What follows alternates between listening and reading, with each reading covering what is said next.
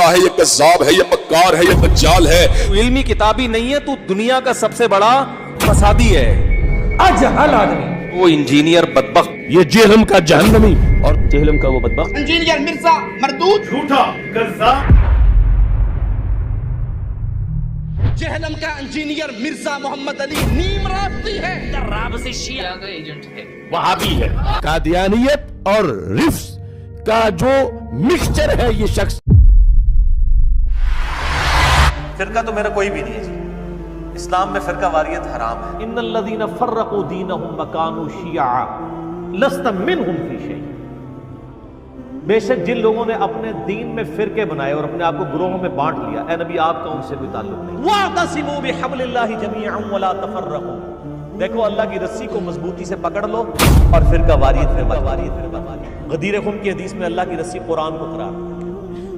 کتنا ظلم ہے کہ لوگ سود کو گناہ سمجھتے ہیں، داڑھی منڈانے کو گناہ سمجھتے ہیں، جھوٹ کو گناہ سمجھتے ہیں، لیکن دنیا کا سب سے پرہیزگار شخص بھی فرقہ واریت کو گناہ نہیں سمجھتا. فرقہ تو وہ ہے جو ٹوٹ کے الگ ہوا ہے. فرق کہتے ہیں الگ ہونے کو. پتے کو فرق کہا جاتا ہے، وہ درخت سے الگ ہوتا ہے. یہ نہیں کہ پتا الگ ہو کے درخت کو فرقہ کہنا شروع کر دیں، ایسا تو نہیں ہوگا. تو یہ ٹوٹ کے الگ ہوا وہ فرقہ ہے. نبی علیہ السلام نے تو ہمیں منع کیا فرقہ واریت سے. اللہ کے واسطے بچو. دیکھو عمر گزر گئی سفر کرتے کرتے، دنیا پھرتے پھرتے قبر کنارے پہنچ گئے. اپنی زندگی کا نچوڑ بتا رہا ہوں. فرقہ واریت جیسی آگ اور کوئی آگ نہیں ہے. بم کے دھماکے سے نکلنے والی آگ گھر جلاتی ہے اور جسم جلاتی ہے. بے گناہ مرنے والے شہید ہو کے جنت میں جاتے ہیں، اور فرقہ واریت سے نکلنے والی آگ تمہاری روحوں کو جلا کے راکھ کر دے گی، تمہارے ایمان کو برباد کر دے گی، تمہیں جہنم کا ایندھن بنا دے گی. میری نسل ہو، میرے جگر ہو، میں تمہیں گمراہی پہ، میں اپنے آپ کے لیے گمراہی کا طلبگار نہیں، تمہارے لیے بھی طلبگار. اور اس سے بڑی گمراہی کوئی نہیں کہ تم فرقہ واریت کی آگ میں جل کر متنفر ہو کر ایک دوسرے پر کفر تک پہنچا دو ایک دوسرے کو. اللہ کے واسطے ایسا نہ کرو. اپنے نبی کی تعلیمات کو ایسے داغدار مت کرو. اللہ کے واسطے میرے عزیزو، جو تمہیں فرقوں میں بانٹے، جو تمہاری پہچان فرقوں سے کروائے، اس کے قریب نہ جاؤ. امت بنو، امت بنو. تو امت وہ ہے ان لوگوں کا مجموعہ جن کا مقصد ایک ہے. آج ہم کہتے ہیں امت مسلمہ، امت مسلمہ. کہاں ہے امت مسلمہ؟ کتنے جھگڑے، کتنے اختلافات، کتنے چکر چل رہے ہیں. There is no Muslim Ummah present at this time. کوئی مسلم امت موجود نہیں ہے. تو یہ دوسرا نقطہ ہے، واعتصموا بحبل اللہ جميعا ولا تفرقوا. تفرقوا کے لفظ پر توجہ کر لیجیے. تختلفوا نہیں ہے، اختلاف ہو سکتا ہے، دیانت کے ساتھ ہو سکتا ہے. تفرقہ یہ تم اور میں اور. جب اختلاف اس شدت کو پہنچ جائے کہ چھوٹے چھوٹے اختلافات کے اوپر کفر کے فتوے، تم اور ہم اور، یہ کام غلط ہے. اس سے توبہ کرو کہ اللہ کے واسطے اوروں کو بھی مسلمان سمجھ کے ان کے سینے سے لگنا شروع کرو. نفرت اتنی بڑھ گئی ہے، سلام نہیں کرتے، سلام کا جواب نہیں دیتے، ہاتھ نہیں ملاتے کہ نکاح ٹوٹ جائے گا، جنازوں تک میں شرکت نہیں کرتے. ہم تو ساروں کو مسلمان سمجھتے ہیں سوائے دو فرقوں کے، ایک اہل سنت کا آف شوٹ قادیانیت اور دوسرا اہل تشیع کا آف شوٹ نصیریت. حسام الارمین میں دیوبندیوں کو واجب القتل اور مرتد اور ان کے علماء کے کفر میں شک کرنے والے کو بھی کافر قرار دیا نہیں اعلیٰ حضرت نے 1905 میں. اور اس کے جواب میں 1906 میں المحند علی المفند میں خلیل احمد سہارنپوری نے احمد بریلوی اور ان کی پوری جماعت کو شیطانی لشکر نہیں ڈکلیئر کیا، اور ساتھ مثال دی جس طرح انبیاء پہ حملہ آور ہوتے تھے، یعنی کافر کہا. اور کہا علماء دیوبند رضی اللہ عنہم پر ہوئے، 14ویں صدی کے مولویوں کو رضی اللہ عنہ. المفند ایک بابا سے ٹھہرایا ہوا، احمد بریلوی کو کہا المحند علی المفند، ہند کی تلوار ایک پاگل بابے کے. اور اللہ کا شکر ہے، امت پہ احسان ہے کہ 35 علماء دیوبند نے انکلوڈنگ اشرف تھانوی صاحب نے سائن کر کے کہا کہ یہ ہمارے عقیدے ہیں جی. دنیا میں اگر کسی نے دیوبندی ہونا ہے نا تو وہ یہ عقیدے رکھے. یہ تک کہ عثمانی صاحب کے والد صاحب کے بھی اس پہ سائن ہے. مولا علی علیہ السلام تو خوارج کے بارے میں کہہ رہے ہیں، جو خوارج مولا علی کو کافر کہتے تھے. پوچھا کہ منافق ہے، کہا منافق تو بڑا تھوڑا اللہ کا ذکر کرتے ہیں، یہ منافق نہیں. پوچھا کہ کافر، کہ کافر بھی نہیں ہے. اگر کافر بھی نہیں، منافق بھی نہیں، تو پھر تیسری کیٹیگری کون سی؟ مسلم. احمد بریلوی صاحب نے احکام شریعت میں لکھا ہے کہ وہابی، اور پھر آگے انہوں نے خود لکھا وہابی سے مراد انہوں نے کہا دیوبندی، اہل حدیث، روافظ یعنی ان کے نزدیک شیعہ، اور قادیانی 1,00,000 دفعہ بھی اللہ کا نام لیں ذبیحہ مردار اور حرام ہی رہے گا. البتہ یہود و نصارہ کا ذبیحہ حلال ہے. ان کو یہود و نصارہ سے بدتر کہہ دیا, قادیانیوں کی صف میں لا کے کھڑا کر دیا, اور لکھا یہ مرتد ہیں, یہ بھی لکھا, یعنی واجب القتل. اور ملفوظات اعلیٰ حضرت کی پہلی جلد جو انہوں نے خود پڑھی ہے, ان کے بیٹے نے جمع کی ہے, مصطفیٰ رضا خان نوری نے, جس کی نعت ہے تو شمع رسالت ہے عالم تیرا پروانہ. اس میں انہوں نے لکھا ہے کہ وہابیوں کی نہ نماز نماز ہے, نہ جماعت جماعت ہے. پوچھا گیا مسجد تو کہا کفار کی مساجد مثل گھر کے ہیں. کافر کا لفظ, کافر کا بول. اذان, انہوں نے کہا اذان بھی ان کی باطل ہے, جس طرح نماز و جماعت باطل ہے.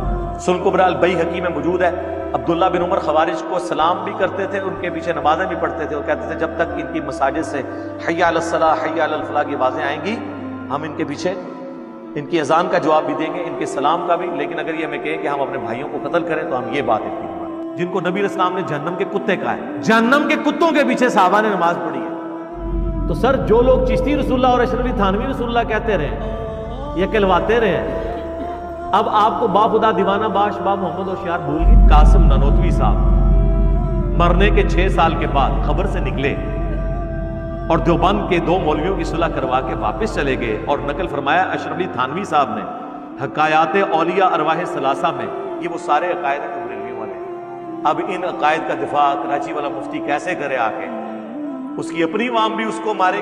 تذکرۃ الاولیاء میں نے بتایا کہ باجید بستامی سے پوچھا گیا کہ قیامت والے دن شفاعت کا جھنڈا وہ نبی علیہ السلام کے ہاتھ میں ہوگا, تو وہ کہنے لگے کہ قیامت والے دن محمد اور تمام انبیاء میرے جھنڈے کے نیچے ہوں. مقصد کسی کو بدنام کرنا نہیں, واللہ قطعاً بدنام کرنا وہ مقصد نہیں ہے. اور فتویٰ کبھی نہیں لگایا, عبارتوں میں فتویٰ لگایا, ہمیشہ کا 1 ٹن حسن ظن رکھا, ان کی کتابیں ان کی عبارت. ہو سکتا ہے وہ مرنے سے پہلے توبہ کر لے, ہمیشہ یہی کہا, کبھی اس طریقے سے فتویٰ نہیں لگایا. اللہ کا شکر ہے.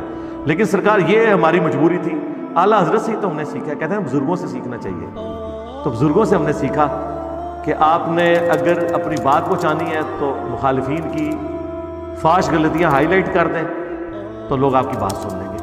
لیکن اعلیٰ حضرت نے اس کے اگینسٹ بابوں کی تعلیمات سکھائیں, میں نے اس کے اگینسٹ بخاری اور مسلم کی تعلیمات, جو ہمارے نبی علیہ السلام کی تعلیمات ہیں, وہ پہنچائیں, قرآن پیش کی. In Islam, there is no Shia Sunni. What Quran says in Surah Al-Imran, chapter 3, verse number 103, وَاتَصِمُوا بِحَبْلِ اللَّهِ جَمِيعًا وَلَا تَفَرَّقُوا. Hold to the rope of Allah strongly and be not divided. We have to hold to the rope of Allah, the Quran, and the teachings of the Prophet, the Sahih Hadith. The Quran says, don't make sex. A Prophet said, even though the Quran says, there will be some people who will make sex. How many? 73. The one who will be on the true part is one who doesn't make sex. یہ تو قرآن و حدیث میں کہیں نہیں آیا کہ آپ نے فرقے بنانے ہیں, فرقے بننے سے بچنے کا حکم ہے. یہ تو خبر دی گئی کہ ایسا ہو جائے گا, مراد یہ کہ تم اس کا حصہ نہ بنو. یہ خبر لے کے اس خبر کو پورا کرنا شروع ہو گیا.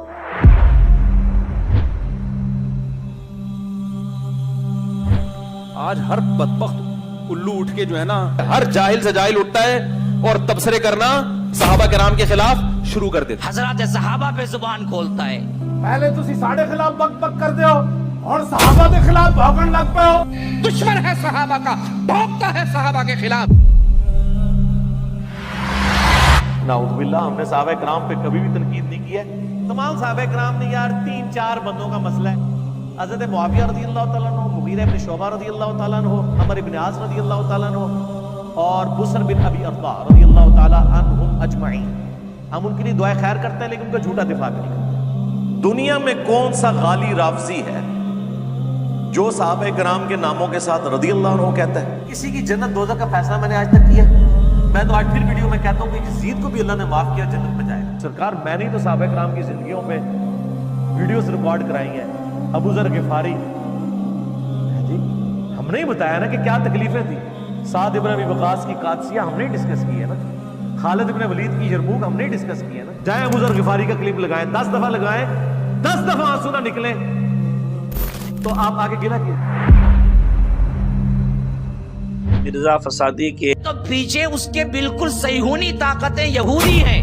رافضیت کے پیسوں پہ پلنے والا, ایران کے ٹکڑوں پہ پلنے والا یہ جانور جیلم میں بیٹھا ہوا ہے, خفیہ ہاتھ اس کے پیچھے ہیں جو اس کو دھکا دیتے ہیں. امریکیوں, برطانیوں, اسرائیلیوں کی بنائی ہوئی تنظیم ہے جو مسلمانوں کو بدنام کرنے کے لیے انہوں نے بنایا ہے, لانچ کیا ہے, جو ہمارے درمیان ایسے منافقین اور ایجنٹس کو بھیجتی ہے. ہمیں نہ تو ایران سے کوئی فنڈنگ ہو رہی ہے نہ سعودیہ سے کہ ہم ان کے ایجنڈے لانچ کریں. ہم جو کچھ بات کرتے ہیں وہ قرآن سے، بخاری سے، مسلم سے کرتے ہیں. اگر کوئی فتویٰ لگانا ہے تو پہلے پھر آپ ان کتابوں کے اوپر لگاؤ اور اپنا ایمان برباد کرو. الحمدللہ میری روٹی دین کے ساتھ نہیں جڑی ہوئی. میں اپنی ذات کی خاطر دین سے 1 روپیہ کمانے کو بھی حرام سمجھتا ہوں. ہم نے اس پلیٹ فارم کے اوپر کوئی چندہ بک نہیں رکھی، کوئی مسجد نہیں بنائی، کوئی مدرسہ نہیں بنایا، کوئی فرقہ لانچ نہیں کیا. اپنی جیب سے کھلاتے ہیں سینکڑوں لوگ، اللہ کا شکر. تو یہ میں مطلب اس کے اوپر کوئی ہم کمائی نہیں کر رہے ہیں، مونیٹائز نہیں کیے ہوئے. ورنہ میں ابھی مونیٹائز کروں تو ہماری ویڈیو کی کمائی جو ہے نا وہ 15 سے 20 لاکھ روپے مہینہ بنتی ہے. تو میری سال کی تنخواہ اتنی نہیں ہے. بھائی اپنی محنت مزدوری کر کے کماتے ہیں، اللہ کا شکر ہے کوالیفائڈ انجینئر ہوں. اس وقت بھی الحمدللہ میری کوئی ٹیک ہوم سیلری جو ہے تقریباً 1.5 لاکھ پاکستانی کے قریب ہے. $1,500 آپ سمجھ لیں میں کرتا ہوں الحمدللہ. 19 گریڈ کا آفیسر ہوں. میں کسی سے کوئی چندہ لے کے یہ دین کا کام نہیں کر رہا ہوں کہ میں جناب یہ ویڈیوز ریکارڈ کرنے کے پیسے لیتا ہوں اور میری روٹی روزی دین سے. حالانکہ میرے گھر تک ایسے لوگ آئے ہیں جنہوں نے کہا لائف ٹائم خرچہ آپ کا اٹھاتے ہیں، آپ لوگ بھی چھوڑتے ہیں. میں نے کہا یہ کام میں نے نہیں کرنا. پھر میرے اور مولویوں میں کیا فرق رہ جائے گا؟ حضور نے فرمایا یوشکو ان یاتی علی الناس زمان، اندیشہ ہے کہ لوگوں پر یعنی میری امت پر ایک زمانہ ایسا بھی آ جائے گا کیونکہ علماء آسمان کی چھت کے نیچے کی بدترین انسان ہے. فتنہ انہی کے اندر سے برآمد ہوگا، انہی میں گھس جائے گا. یعنی ان کا کام فتنہ انگیزی، مخالفت، اپنے اپنے فرقے کے لوگوں کے جذبات کو بھڑکاتے رہنا اور مسلمانوں کے اندر اختلافات کو ہوا دینا. آج جن کو ہم علماء کہتے ہیں ان کی عظیم اکثریت اس کیفیت سے دوچار ہو چکی ہے. لیکن ساتھ ہی یہ بات واضح رہے کہ علماء حق سے دنیا خالی نہیں ہوگی. باقی یہ صحیح بات ہے کہ اکثریت ادھر جا چکی ہے، ورنہ امت کا بیڑا غرق نہ ہوتا. سیدھی سیدھی بات. پوری نیک نیتی کے ساتھ امت کا بیڑا غرق یہ لوگ کرتے، ہر ایک چیز کو جو ہے دوسری طرف لگا دیا. آپ شلوار اوپر کر لیں کہتے ہیں یہ تو باقیوں کا طریقہ ہے. وہ حدیث بخاری مسلم میں لکھی ہوئی ہیں وہ دور چلی جاتی ہے. کوئی پگڑی پہن لے تو اہل حدیثوں کو تکلیف ہو جاتی ہے، وہ کہتے ہیں یہ تو بدعتیوں کا طریقہ ہے. تو ان کو بھول جاتا ہے کہ بخاری مسلم میں درجنوں حدیثیں ہیں. وہ ان کو اس وقت یاد آتی ہیں جب وہ جرابوں پر موزوں پہ مسح کے بارے میں مناظرے کر رہے ہوتے ہیں نا حنفیوں کے ساتھ، تو اس سے صرف پگڑی پہ مسح ثابت کرتے ہیں، پگڑی پھر بھی نہیں ثابت ہوتی. اور میں نے تو گرین پگڑی پہن لی یار اور چھوڑ دو، اتنا جگر ہے کسی میں؟ ٹائم قیامت تک جے کسی مولوی نو گرین پگڑی وہ آگے دسو وابی نو اتنا تھنک آؤٹ آف باکس کیا. میں نے کہا بھی ابو داؤد ترمذی میں حدیث ہے نبی علیہ السلام نے سب تہمت بھی باندھی ہے، سب چادر بھی اوپر لی ہے. تو سرکار جب نبی علیہ السلام نے کرتا پہن لیا اوپر یعنی کرتا چادر کی فارم میں، تہمت باندھ لی، تو پگڑی کو باندھ لینا کیا ہو گیا یار؟ تو اپنے مطلب کی چیزیں نکالتے ہیں، دوسروں کی چھوڑ دیتے ہیں. اچھا، اور جو دوسروں کی بھی نکالنا شروع کر دیں اس کو کہتے ہیں یہ لگتا ہے ادھر چلا گیا. مسجدوں میں اہل سنت والجماعت لکھا ہوا ہے اور نماز میں سنت کے مطابق پڑھ رہے ہیں، نہ صحابہ کی جماعت کی سنت کے مطابق پڑھ رہے ہیں. باہر لکھا ہوا ہے اہل سنت والجماعت. لوگ مجھے کہتے ہیں یار کہ جی آپ میٹھی میٹھی باتیں کہاں سے میٹھی کریں یار؟ جنازہ نکال دیا دین کا انہوں نے، کوئی چیز بچی ہے؟ کون سی میٹھی بات کروں؟ آپ نماز سے شروع ہو، نماز کا حلیہ بگاڑ دیا انہوں نے. پاکستان میں 90% لوگ اس طریقے پہ نماز ہی نہیں پڑھ رہے جو بخاری مسلم میں لکھا ہے. نہ رو نہ رو، اور یار کلمے کا حلیہ بگاڑ دیا ہوا ہے. نہ رو نہ رو، آپ کہہ رہے درود شریف کے فضائل بیان کرو، اس میں بھی رونا رہوں گا. انہوں نے لکھا ہے درود ابراہیمی پڑھنا گناہ ہے. اور سر جیڑا کٹو گے لال نکلتا ہے. مجھے آپ دنیا میں ایک مسئلہ بتائیں جس کے اندر کوئی اختلاف نہ ہو.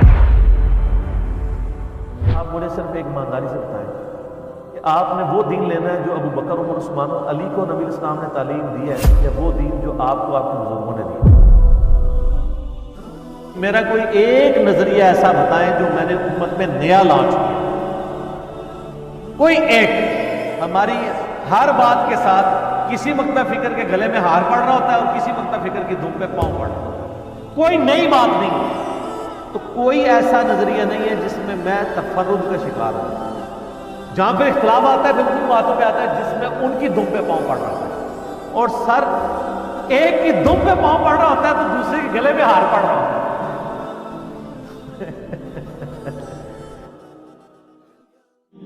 مومنو، اللہ سے ڈرو جیسا کہ اس سے ڈرنے کا حق ہے، اور مرنا تو مسلمان ہی مرنا، اور سب مل کر اللہ کی ہدایت کی رسی کو مضبوط پکڑے رہنا اور فرقے فرقے نہ ہو جانا۔